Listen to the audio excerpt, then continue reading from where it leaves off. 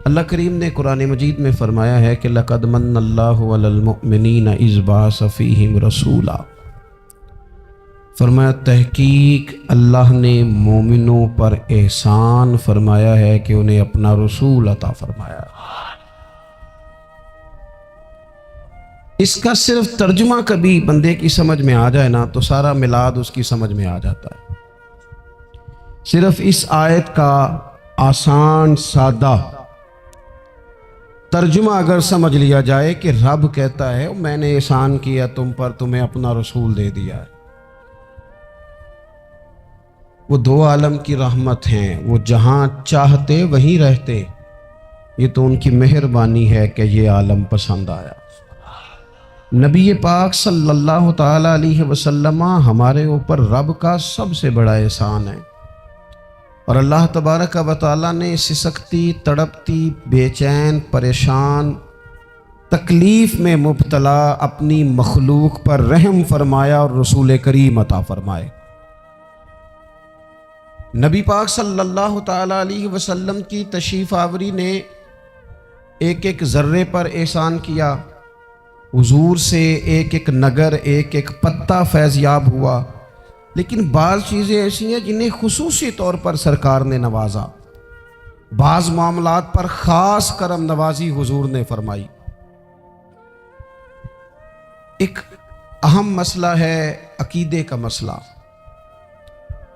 جس بندے کا کوئی عقیدہ نہیں نہ ہوتا، کوئی نظریہ نہیں ہوتا، کوئی اس شخص کا خاص مزاج نہیں ہوتا، سمجھنے والا، ماننے والا، وہ بندہ بھی بیچارہ کوئی زندگی کا لطف نہیں اٹھا پاتا۔ اس کا کوئی نظریہ ہی نہیں ہے، کوئی سوچ ہی نہیں ہے، کوئی اس کی فکر ہی نہیں ہے اس نے کس طرف جانا ہے۔ عقیدہ نہ ہو بندے کا، یعنی دنیا میں معاذ اللہ کچھ ایسے لوگ پائے جاتے ہیں جو سرے سے اللہ تعالیٰ کوئی نہیں مانتے، زندگی کیسے گزرے گی؟ وہ اپنی توجہات کا قبلہ کسے بنائیں گے؟ اور پھر دنیا میں کچھ لوگ ایسے گزرے جو کئی خداؤں کے قائل، کئی، اور پھر اہل عرب کا تو یہ حال کہ 360 بتوں کے سامنے جھکتے۔ مجھے بتائیے جس بندے کو یہی خبر نہ ہو میرا خالق اور مالک کون ہے، جس کو یہی پتہ نہ ہو کہ میرا رزق کہاں سے آتا ہے، میں نے مانگنا کہاں سے، جسے یہ خبر ہی نہ ہو کہ میری دعاؤں کا رخ کس طرف ہونا چاہیے، اس کی بھی کوئی زندگی ہے؟ نبی پاک علیہ السلام نے سب سے بڑا احسان یہ فرمایا ہے کہ ہمیں عقیدہ توحید سکھایا ہے۔ حضور نے ہمیں ہر جگہ سے چھڑا کے رب کریم کی بارگاہ میں سجدہ کرنے کا حکم دیا ہے۔ عرب کے لوگ جو تھے وہ بڑی بڑی وہم کا شکار تھے، بڑی بڑی اوہام پرستی کا شکار تھے۔ یہ آج کل عرب کے لوگ بھی بڑے بڑے اوہام پرستی کا قائل تھے۔ وہ جب قربانیاں کرتے تھے تو ان کا گوشت لا کے کعبے کی دیواروں کے ساتھ ملا کرتے تھے، یہ قبولیت کی علامت ہے۔ سارے کپڑے اتار کے کعبے کا طواف کرتے تھے، جب احرام باندھ لیتے، حج عمرے کا ارادہ کرتے تو دروازوں سے داخل نہیں ہوتے تھے۔ وہ کہتے تھے کہ دروازے گناہگار ہیں اور ہم چونکہ اب نیک کام کر رہے ہیں لہذا اوپر سے ہو کے آئیں گے۔ رسول کریم علیہ السلام نے انہیں ان سارے وہموں سے، ساری پریشانیوں سے، ان ساری بدشگونیوں سے نکال کے کہا اللہ تمہارا مالک ہے، اللہ تمہارا محافظ ہے، ہوگا وہ جو رب چاہے گا۔ ذرا سی بات پہ سہم جانا، ذرا سی بات پہ ڈر جانا۔ حضور نے لوگوں کو قوت فیصلہ عطا کی، اور اتنی بڑی قوت فیصلہ حضور نے دی کہ کل تک جو فیصلہ کر نہیں نہ پا رہے تھے، آج انہوں نے اس طرح کے فیصلے کیے کہ اپنی ساری کی ساری اولادیں لے کر وہ میدانوں میں کھڑے ہو گئے۔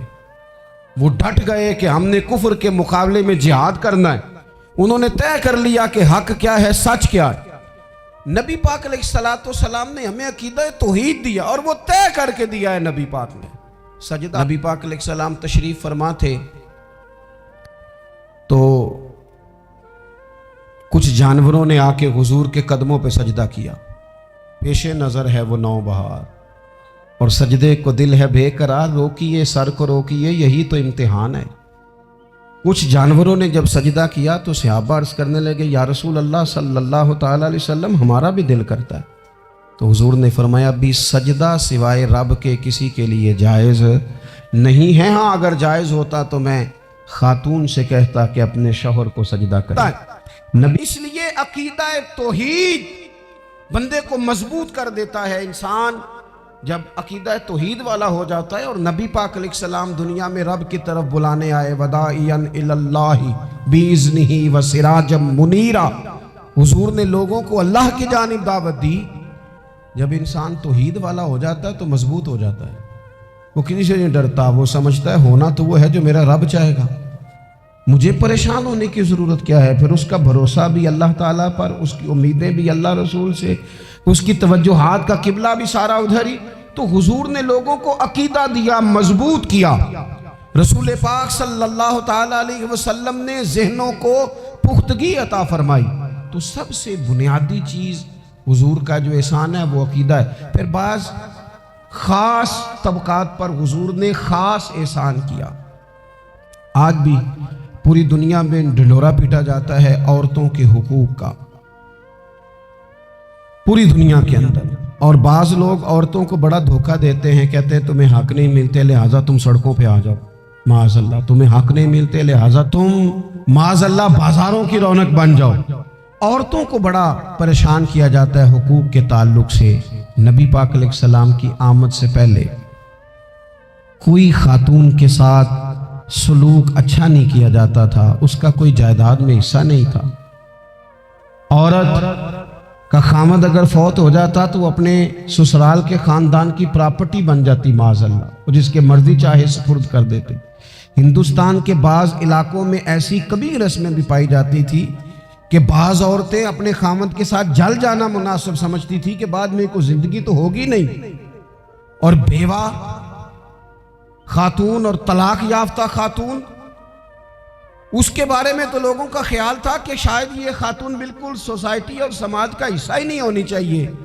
قربان جائیں، یہ اعزاز میرے نبی پاک نے دیا ہے۔ حضور نے پہلی شادی ہی اس خاتون سے کی ہے جن کا پہلے بھی نکاح ہو چکا تھا، اور خاتون کو حضور نے حقوق دیے، جائیداد میں حصہ دیا۔ کہا جو بیٹیوں کی بہنوں کی پرورش کر کے آئے گا اور اچھی پرورش کر کے انہیں روانہ کر دے گا، جس طرح میری 2 انگلیاں جڑی ہوئی ہیں میرے ساتھ جڑ کے جنت میں جائے گا۔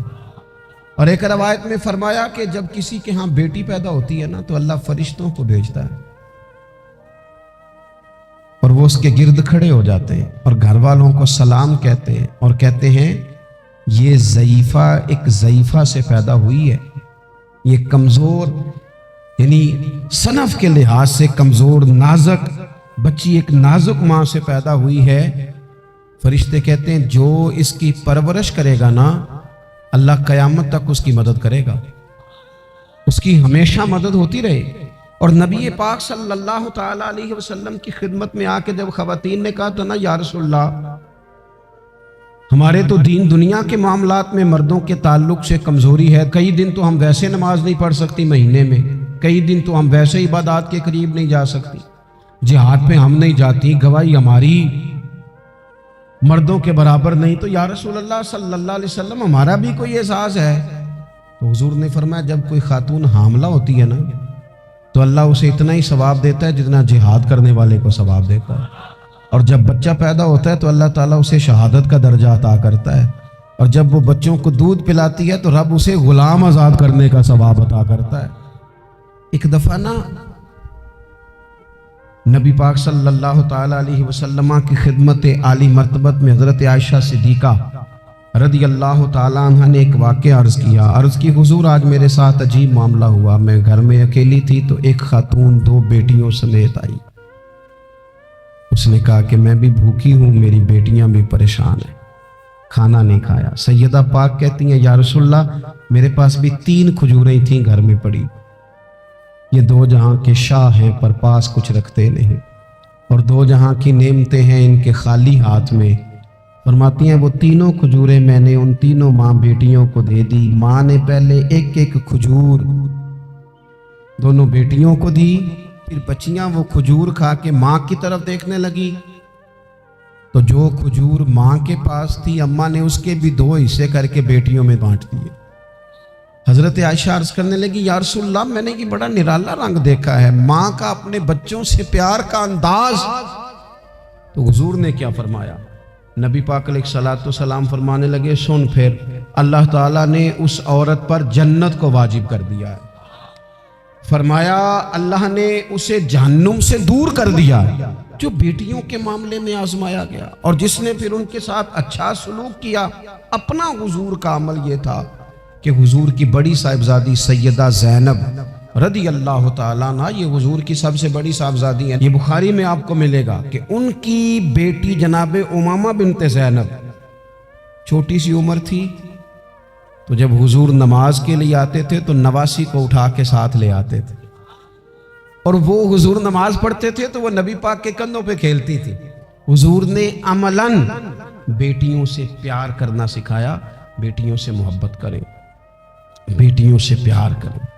بیٹیاں بڑی خیرخواہ ہوتی ہیں، بیٹیاں ماں باپ کی بڑی وفادار ہوتی ہیں، بیٹیاں بڑا خاص تعلق رکھتی ہیں۔ جوانوں آپ سے بھی کہوں گا بہنوں کی طرف توجہ رکھیں، جو کسی کی بہن آپ کے گھر ہے اس کا بھی خاص احساس کریں، وہ بھی کسی کی بہن ہے، لیکن اپنی بہن کے ساتھ بھی خاص نسبت کا تعلق قائم رکھیں۔ رشتوں میں اعتدال ہونا چاہیے۔ اس صنف کو نبی پاک علیہ السلام نے خاص کر کے نوازا ہے، اور ہمارا بھی ان کے ساتھ خاص رشتہ ہونا چاہیے۔ میرے نبی پاک صلی اللہ تعالیٰ علیہ وسلم کا انداز کچھ اس طرح کا ہے کہ امام بہقی نے لکھا ہے، حضرت بشیر بن عقبہ رضی اللہ تعالیٰ عنہ کہتے ہیں میرے والد انتقال کر گئے تھے، اور میں ایک جگہ پہ بیٹھ کر رو رہا تھا کہ نبی پاک صلی اللہ تعالیٰ علیہ وسلم میرے قریب سے گزرے، کیوں روتے ہو؟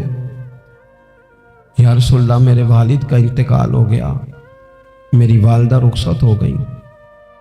تو یہ ہمیں حضور نے سبق دیا ہے، یہ یتیموں غریبوں کا خیال رکھنے کا یہ بھی ایک نقطہ، یہ بھی انداز ہے۔ کائنات کا بڑے سے بڑا درد دل رکھنے والا بندہ یہاں تک نہیں جا سکتا جو میرے رسول کریم نے بیان فرمایا۔ کہتے ہیں نبی پاک علیہ السلام فرمانے لگے بشیر بن عقبہ کیا تو اس بات پر راضی نہیں کہ میں تیرا باپ ہوں اور عائشہ تیری ماں ہو؟ آنا تجھے ہم شامل کر لیں اپنے گھرانے میں، آ جانا، مکمل تیرے معاملات کا خیال کیا جائے، تو آ جا۔ اتنا بڑا درجہ نبی پاک نے تو حضرت سلمان فارسی کے بارے میں بھی فرمایا کہ میں نے انہیں اپنی اہل بیت میں شامل کر لیا۔ رسول اللہ صلی اللہ تعالیٰ علیہ وسلم غرباء کے لیے، مساکین کے لیے، یتیموں کے لیے، ناداروں کے لیے جو خاص احسان بن کے آئے۔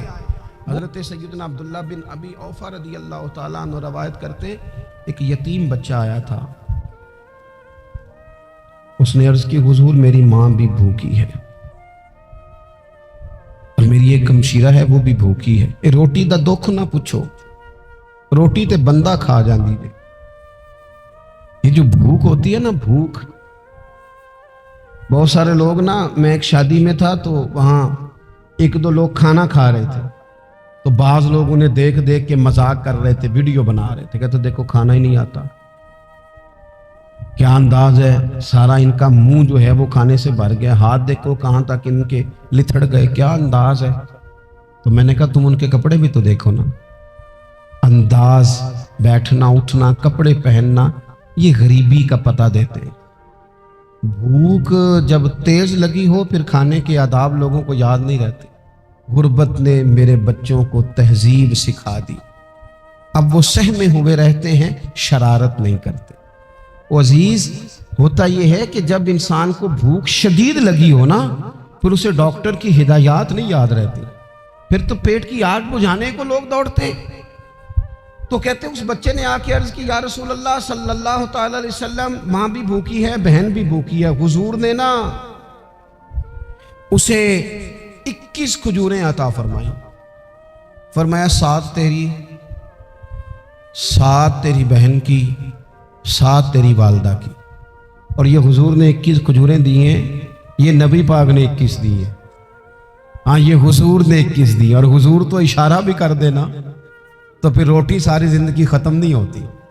وہ حضرت ابو ہریرہ کو بھی ملی تھی، فرماتے ہیں میں کئی سال کھاتا رہا، 1 کلو کھجوریں تھی پر ختم ہی نہیں ہوئی، 21 کھجوریں حضور نے دیں. حضرت معاذ ابن جبل رضی اللہ تعالیٰ عنہ اٹھے اور دوڑ کے جا کے نا اس یتیم کے سر پہ ہاتھ پھیرا اور کہنے لگے پتر اللہ تجھے اپنے والد کا جانشین بنائے. تو حضور فرمانے لگے معاذ یہ تم نے کیا کیا؟ عرض کی حضور اس بچے کی بات سن کے میرا دل بھر آیا ہے، محبت میں انگڑائی لی ہے تو میں نے یتیم کے سر پہ ہاتھ پھیرا ہے. یہ دیکھو حضور کا رشتہ. نبی کریم فرمانے لگے سن پھر جس نے کسی یتیم کے سر پر محبت سے ہاتھ ہی پھیر دیا نا تو اللہ ہر بال کے بدلے اسے ایک نیکی بھی عطا کرے گا، ایک گناہ بھی معاف کرے گا اور ایک درجہ بھی بلند فرمائے گا. چلو ہاتھ ہی پھیر دیا، تو نے کچھ تو کیا یتیم کے ساتھ، تیرا کوئی تو اس سے رشتہ ہوا. اور تیسرا طبقہ ہے غلاموں کا، مسکینوں کا، غریبوں کا. میں اور آپ اس ملک میں رہتے ہیں جہاں کچھ لوگوں کو کھانا بھی نہیں وقت پہ ملتا اور کچھ لوگ 5 لاکھ روپیہ گاڑی کا اس لیے اضافی دے دیتے ہیں کہ مجھے ذرا نا نیو ماڈل جلدی چاہیے. یعنی ایک طرف ملک کی حالت یہ ہے کہ بعض لوگوں کے پاس پیسے نہیں ہیں کہ بچوں کی فیس بھر سکیں، لیکن دوسری طرف حال یہ ہے کہ نئے ماڈل کا موبائل اگر مارکیٹ میں آتا ہے تو وہ ختم ہو جاتا ہے، ملتا ہی نہیں، وہ شارٹ ہو جاتا ہے. کچھ لوگوں نے اس طرح کیا ہے کہ انہوں نے یہ سمجھا ہے کہ دولت شاید موج کرنے کے لیے ہمیں دی گئی ہے، ہم طرح طرح کے کھانے کھائیں، طرح طرح سے چیزیں اوڑیں، طرح طرح کے معاملات کریں. انہوں نے یہ طے کر لیا ہے. اس کا نقصان کیا ہوا ہے؟ اس کا نقصان یہ ہوا ہے کہ کچھ لوگ غربت کی سطح سے نیچے آ گئے بیچارے. نبی پاک کا جو احسان ان غریب لوگوں پر ہے. حضور علیہ السلام کے پاس نا حضرت عبداللہ ابن عمر روایت کرتے ہیں اور طبرانی میں موجود ہے، حضور کے پاس نا 10 دینار تھے. ہمارے پاس بھی پیسے ہوتے ہیں نا. یعنی مولا علی شیر خدا کرم اللہ تعالی وجہہ الکریم مزدوری کر کے نکلے تو 2 کلو کھجوریں تھیں. حضور بس فرمانے لگے 1 کلو میرے بچے کھائیں گے اور کلو مدینے کے غریب بچے کھائیں گے. یعنی کل 2 کلو ظاہری طور پر کھجوریں ہیں، اس میں بھی دوسروں کا حصہ. ہمارے پاس جو مال آتا ہے اگر تھوڑا سا نا ہم اسے یہ نہ سمجھ لیں کہ میرا ہی حق ہے، کسی کو اس میں سے ایک لقمہ بھی نہیں ملنا چاہیے. اگر ہم تھوڑا سا نا دل کشادہ کریں تو 3 لوگوں کا کھانا 4 بھی کھا سکتے ہیں، 4 کا کھانا 5 بھی کھا سکتے ہیں، 6 کا کھانا 7 کا کھانا 10 بھی کھا سکتے ہیں. شرط یہ ہے کہ دل کشادہ ہو. دل دریات سمندروں ڈونگے کون دلاں دیا جانے، تھوڑی سی نا کشادگی پیدا کی جائے. حضرت عبداللہ ابن عمر کہتے ہیں نبی کریم علیہ السلام کے پاس نا 10 دینار تھے. ویسے تو کائنات ہی میرے نبی کی مٹھی میں ہے، لیکن ظاہری طور پر 10 دینار تھے. حضور ایک دکان پہ گئے، 4 دینار کا حضور نے ایک جوڑا خریدا، کپڑے خریدے. وہ قمیض حضور نے پہنی، ایک انصاری آگے بڑھ کے عرض کرنے لگے حضور میرا بڑا دل کر رہا ہے، یہ مجھے نہیں دے دیتے آپ؟ تو حضور خوش ہو گئے. یہ میرے محبوب کا دروازہ ہے کہ جب کوئی مانگتا ہے تو حضور خوش ہو جاتے. نبی کریم سے مانگا اس شخص نے تو حضور خوش ہو گئے اور محبوب نے وہ کرتا وہ کپڑے اتار کے اس انصاری کو عطا کر دی اور 4 دینار کے اور خرید لیے، باقی بچے 2 دینار. نبی کریم وہ لے کے نکلے، رخصت ہوئے گھر جانے کے لیے تو رستے میں خاتون کو روتے ہوئے دیکھا. حضور رک گئے، فرمایا کیوں رو رہی ہو؟ عرض کرنے لگی یا رسول اللہ صلی اللہ تعالی علیہ وسلم میں فلاں آدمی کی کنیز ہوں، نوکرانی ہوں، اس نے آٹا لینے بھیجا تھا 2 دینار کا، وہ 2 دینار گم ہو گئے. حضور نے 2 دینار اسے عطا کر دی. وہ دیے تو وہ پھر رو رہی تھی. فرمایا اب کیوں روتی ہو؟ کہنے لگی یا رسول اللہ ڈرتی ہوں دیر بڑی ہو گئی یا مار ہی نہ پڑے. تو حضور نے فرمایا چل نہ میں تیرے ساتھ چلتا ہوں. حضور ان کے گھر گئے، وہ اہل ایمان کا گھر تھا جن کی وہ کنیز تھی. جا کے کہا السلام علیکم، اندر سے جواب ہی نہیں آیا. پھر فرمایا السلام علیکم، کوئی جواب ہی نہیں آیا. محبوب کا طریقہ مبارکہ تھا 3 دفعہ دستک، پھر واپسی. تیسری دفعہ کہا السلام علیکم تو وہ سارے بول پڑے وعلیکم السلام یا رسول اللہ. حضور ماں باپ قربان. تو حضور فرمانے لگے میں نے پہلے بھی 2 دفعہ سلام لیا، بولا کوئی نہیں. کہا یا رسول اللہ اپنے نصیب تھے نا کہ ہم پہ سلامتیاں بھیج کون رہا ہے، ہم نے سوچا ذرا 3 دفعہ مل جائے سلامتی. ذرا مل جائے نا، حضور سلامتی بھیج رہے ہیں تو آتی رہے نا۔ محبوب کریم علیہ السلام فرمانے لگے یہ تمہاری کنیز وہاں کھڑی رو رہی تھی، اس بیچاری کے 2 دینار گم ہو گئے تھے، اسے دوبارہ سامان لاتے کچھ دیر ہو گئی، اس پر سختی نہ کرنا، مارنا نہ۔ غلام کہنے لگے حضور اس خاتون کے قربان جائیں جو ہمارے کریم رسول کو ہم جیسے غریبوں کے گھر تک لے آئی ہے، مارنا کیا، ہم اسے آزاد کرتے ہیں، یہ آزاد ہے اللہ کی رضا کے لیے۔ یہ دیکھو یہ میرے نبی پاک کا انداز ہے۔ حضور نکلے تو جناب عبداللہ ابن عمر فرماتے ہیں رسول کریم فرمانے لگے شکر ہے اللہ تعالیٰ کا، 10 دینار تھے، ایک انصاری نے بھی قمیض پہن لی، میں نے بھی قمیض پہن لی، اور رب نے کنیز کو آزاد بھی فرما دیا۔ یہ انداز ہمیں نبی کریم نے دیا ہے۔